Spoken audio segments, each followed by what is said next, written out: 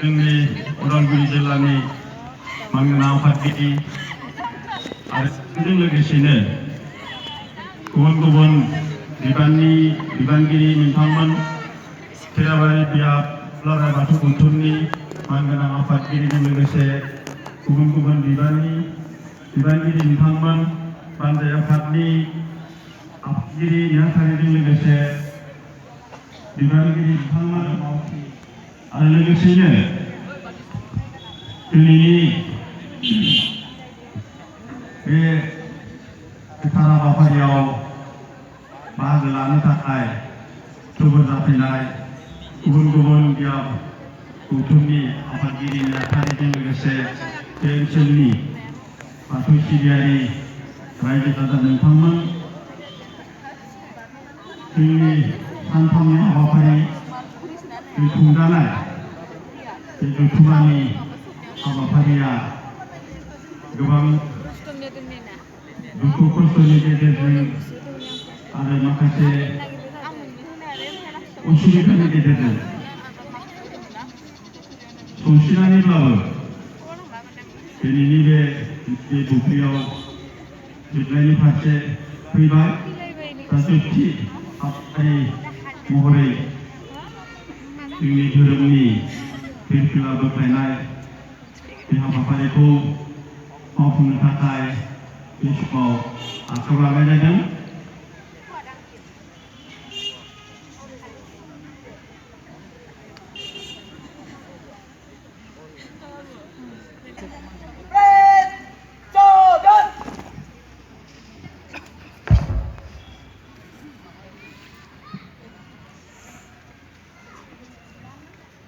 जोंहा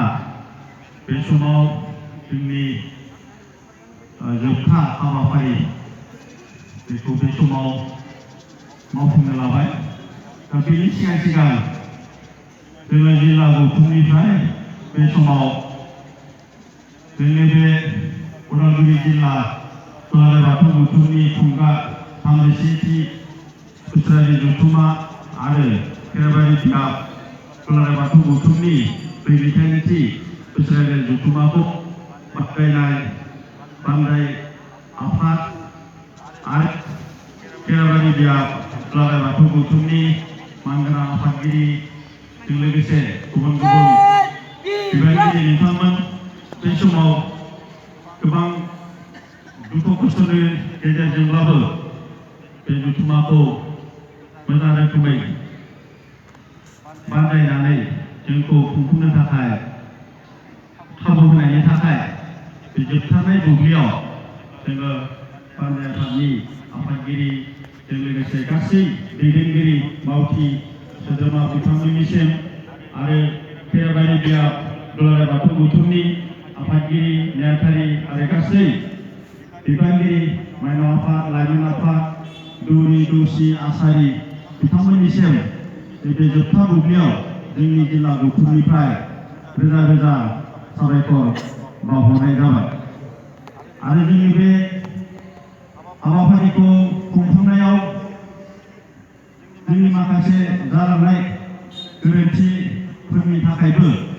आफा इसोर बोराइ बाथौनिसिम निमाहा बिनायजों लोगोसे बानजाय आफाद आरो बियाब आफादनिसिमबो जों जिल्ला गौथुमनि जानानै गुरैयै निमाहा बिनाय जाबाय। दा बे समाव जोंनि जोबथि हाबाफारि महरै जोंनि जिल्ला गौथुमनि मानगोनां आफादगिरि बिथांखौ बे गोथार बुब्लियाव दिनैनि बे फिरफिला बोख्लायनाय हाबाफारिखौ मावफुंनो थाखाय आङो खावलायनाय जाबाय।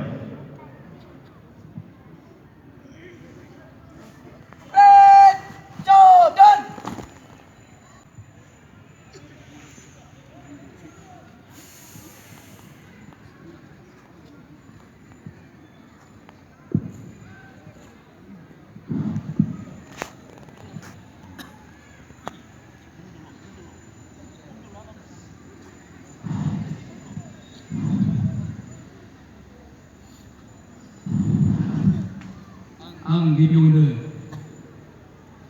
बे फिरफिलानि सोरगिदिं गसंना थानाय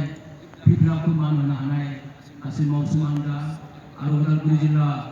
बाथौ धोरोमारि गौथुमनि बोसोनगिरि लोगो आफादगिरि आरो बायदि बायदि बिफानाव थानाय बिबानगिरि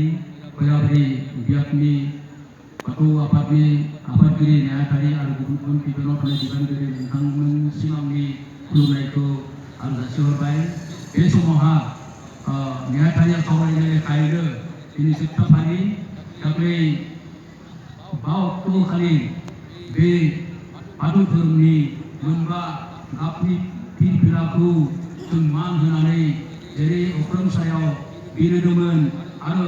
जोङो बिनि गाहायाव थानानै जों समाय लादोंमोन जाहाथे दिनैनिफ्राय जागायजेननायनिफ्राय जोङो जि आयदाखौ सावरायगोन बे आयदाफारियावहा बयनिबो मददथि खौसेथिखौ नोजोर बोनानै जों मोजाङै जाफुंसार होनो हागोन बेखौ जों समाय लादोंमोन। थिग बे लेखायैनो जों दिनै जोबथा फारियावहा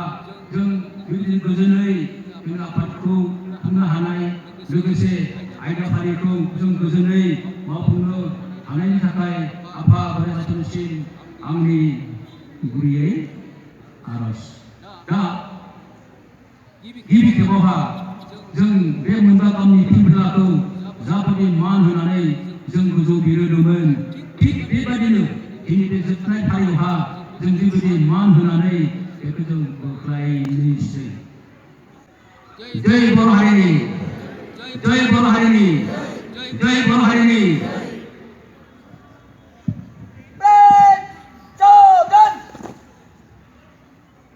फिरफिलाखौ बोख्लायनो थाखाय आफादगिरिखौ खावलायनाय जाबाय।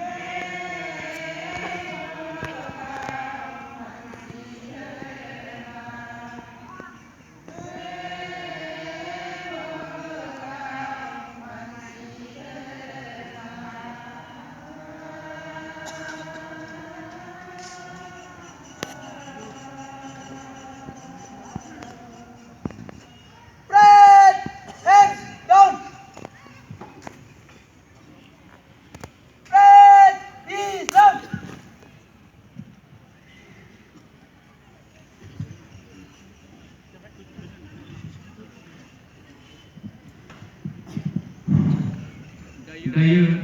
फिरफिला बुलायनाय आयदाफारिया जोब्बाय